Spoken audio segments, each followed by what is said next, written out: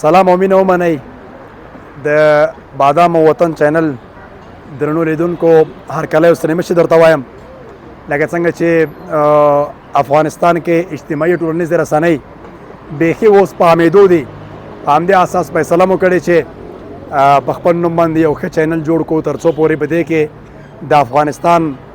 د هر اړخیزو معلومات څخه خپل ولس برخمن کو غوره به دغه وي چې موږ یوازې په یو موضوع سوژه باندې کار نه کوو او په دې لړۍ کې به راسره خویندې هم ملتیا کوي چې موږ سره په دې لړۍ کې ملګري وي تر څو د افغان میرمنو په ژبه باندې په ښه توګه باندې پوه شي. دویم قدم کې به دا موږ د سیاسي برنامو څخه نیولې ورزشي برنامو پورې تر څنګ مشاعرو پورې فرهنګي مسایل تاریخي ځایونو په اړه باندې بشپړ معلومات خلکو ته ورکول دا به یو اړخیز چینل وي تر څو پورې وکولی شي د افغانستان د زیاتو هغه لرې پرتو سیمو د افغانستان د ځانګړو منظرو یو ښه انځور ټولو ملګرو ته بیا په خاص توګه باندې افغانانو ته وړاندې کړي. ښه به دا وي چې د چینل د پیل لپاره ستاسو ملتیا او ملګرتیا ډېره مهمه ده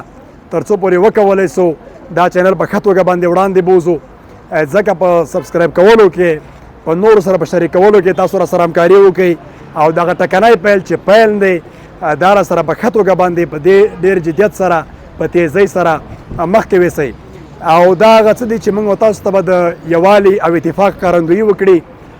تر څو پورې موږ تاسو د یو بل سره مینه لرو. هغه څېرې او اشخاص چې په تاسو باندې ښه لګېږي د هغوی لپاره به ځانګړي پروګرامونه په دې یوټیوب چینل کې ولرو او دغه نوم مو ستاسو په خوښه باندې د بادام او وطن په نوم ځکه انتخاب کړی چې د ټول وطن ځانګړې منظرې تاریخي سیمې دودونه رواجونه د افغانستان د پخوانیو سپین ږیرو کوم چې زیات عمر لري د افغانستان د دودونو سره اشنا دي له هغه چا سره چې هغوی څه نه څه د افغان ټولنې په خوله باندې مسکا راولي د افغان ټولنې مطرح خلک دي موږ به ډېرې ځانګړې او ښې مرکې ولرو. د چینل په سبسکرایب کولو سره تر څنګ مخکې بیولو کې را سره همکاري وکړئ تر څو دا پیل په ښه توګه باندې پای ته ورسوو. تاسو یاست چې موږ یو.